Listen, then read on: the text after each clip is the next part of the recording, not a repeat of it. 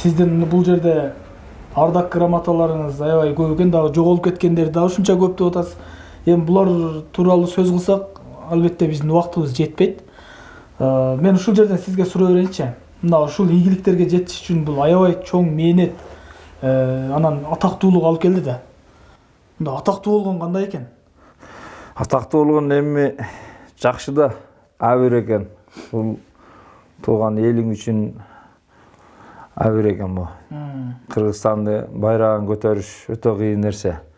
Буну көтөрүш үчүн канча даражаларда, канча жерлерде жүрдүк, көрбөгөн күндөрдү көрдүк. Күлгөн ам болгонбуз, элге жаман ам көрүнгөнбүз. Мына жакшы болуп азыр баарыбызга таанылып палван болдук. Кудайга шүгүр, мына жүрөбүз азыр эл катары. Ар кандай бул палвандык менен Мамат досум менен дос болдум мен. Калмамат деген Жалал Абадта досторум бар эле. Мына Алайда Бакыт деген бар, 7 айлык деп коет. Эген деген бар. Наракта Төлөн деген балдар бар, Эркин деген балдар бар эле Алайдан. Абалардан Ыдырыс аба бар эле. Неме аба бар эле али Жаныш палван. Жаныш палван бар болчу, Асилбек палван бар болчу. Алай. Сагынбай абалар бар болчу. Ошолор менен тааныштым мына палвандын аркасынан. Ноокаттан Аблаз палван бар эле. Аблаз деген дагы бир палван Апшырдан. Абсалам деген палван менен еңиштим. Жумабай деген палвандар менен тааныштым. Маткасым деген, Эгем деген палвандар менен Ноокаттан, жаштардан Жали палван, Исмат көп палвандар менен тааныштым. Арбжан палван ул Лангардан, ошолор менен тааныштым. Мына Жапалактан немелер бар эле.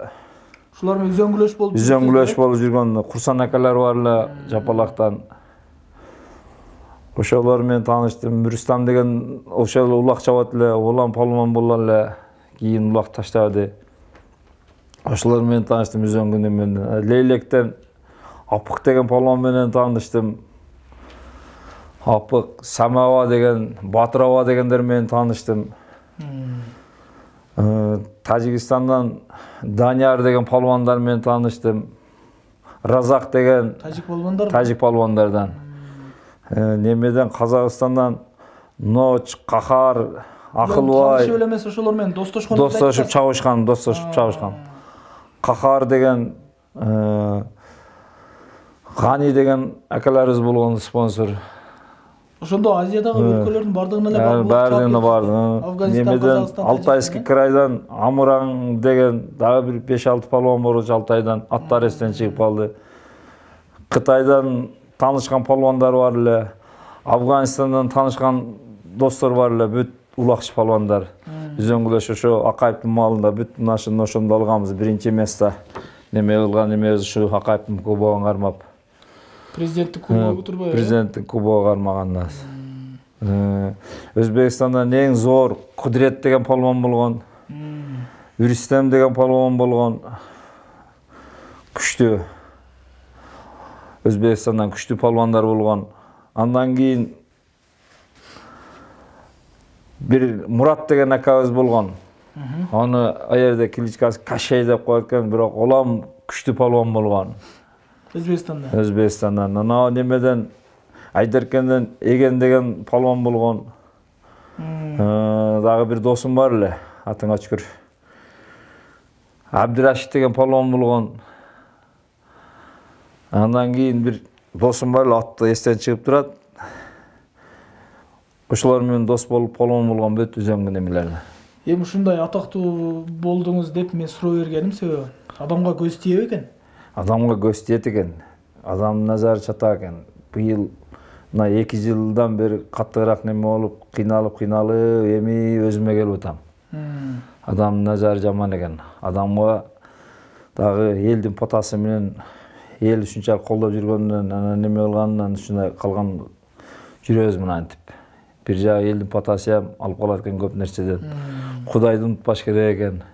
Ичсең ам, жесең ам Кудайды унутпай туруш керек экен. Ошо Алла Таалам ошо дайым ден соолук берет экен ошол адамга. Кудайга шүгүр, зикир чалып туруш керек экен Алланын жолуна. Намаз окуй албасаң ам зикир чалып турсаң, Кудай Таалам кечирет экен көп нерселерди. Азыр Айылдаш агаңыз айтып өттү да, сизде мындай улакта чечине болуп чабат эле мындай. Мен өзү жашымда өзү чечинип чапкам. Неге мындай Футболкача.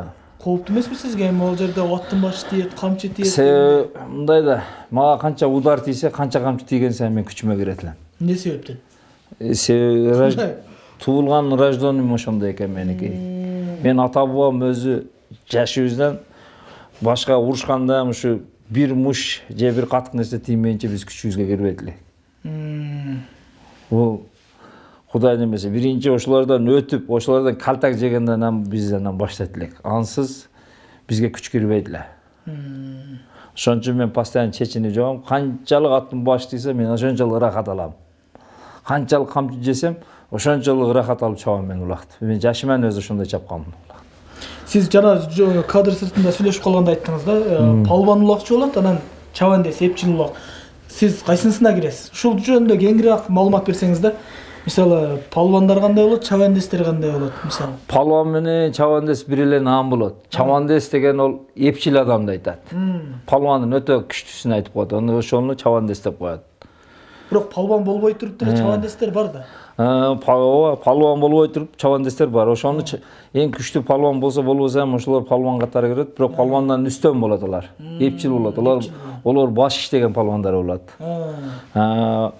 Палбан деп коет, ол палбандар кара күчү бар, чыныгы палбан ол деп берет. Сүйлөгөн сөзү ham башкача болот ал. Нага ошолор арасында беркиндей палбан бар. Олар дөперес палбан деп коет. Эгер палбан дагы болуп, кара күчү болуп, бирок эпчил дагы болсо анда аябай күчтүү улакчы чыкса. Ол ондон эң күчтүү улакчы, зибер улакчы деп ошол айтат. Мен чапканда сиз кайсысына киресиз? Мен чабандесине ham кирем, палбанына ham кирем мен. Туура айттыңыз. Сизде ошондой улакчылар ошондой сыпаттайт дегенде сизди себеби дегенде мен өзүм өтө намыскөй баламын. Азыр айттым го, ака сиз эмне үчүн жыңалас чабасыз, эмне үчүн чабандестигим, эпчилдигим өтө тез кыймылдайм. Улакчап. Палбандыгым канча камчы жесем, ушунчалык чыңалам да ушунчалык көтөрөм любой торпогун. Азыр уштентиндем ушундаймын. Азыр деле ушундаймын. Азыр себебинде мага Кудай берген нерсем өзү. Биздин ата бабабыз, мамай атамыз ошондой болгон экен, кыйын киши болгон экен. Атабыздын уругунан ошентип кеткен. Тагаларым жоору болот, апам палбан киши болгон. Мына Сулайман палбан, мына немелер бүт ушу жоорулар менин палбан тагаларым болот, тага жуптарым болот палбандар. Канча килограммга чейин көтөрдүңүз торпокту? Мен ушу досум Анжанга, Маргаланга ээрчитип барганда район улааны барып калдык. Район улааны барсак 11 ушундай торпок таштады. Бат торпок таштаганда мен өзүмчө шок болуп калдым. Бул эмне 11 торпок таштады? Ал көрсө район улаа экен. Тилешкан тосуп атканда 11 облус, ошо облус, 11 облус бу, ошолор алып келип таштайт экен улакты. Анан торпокту ким кыйын болсо, кимиң эпчил болсоң таштап ал дейт экен. Мен ошондо 8 торпокту катар таштап алдым. Машина таштадым, элдер баягы 4 торпогун бөлүп кетти, аксакалдар келип потасын берди. Биз түшүнбөбүз эми биринчи барганбыз. Кийин анан 11-чи торпок бир кунажын алып чыгып 120 кг бар да мен мына чамамда. Салмагы? Салмагы ушундай. Мына деле келет бир тапылдап. Келип таштады. Таштаганда эч ким көтөрө албаганда мен шарт кирип 2 пайдан алып көтөрүп салганда ат жыгылып түшкөн. Кадимкидей. Анда болуп турган маалым. Ошондо сен айтмакчы бирөө аркаман трос камчы менен чапканда баягы мени чапкан сайын камчы менен өзбектер. Мен чейре алып салат элем торпоктучу. Сен кимсиң деп айтпайт элем мен. Карабайт. Карабайт элем келди.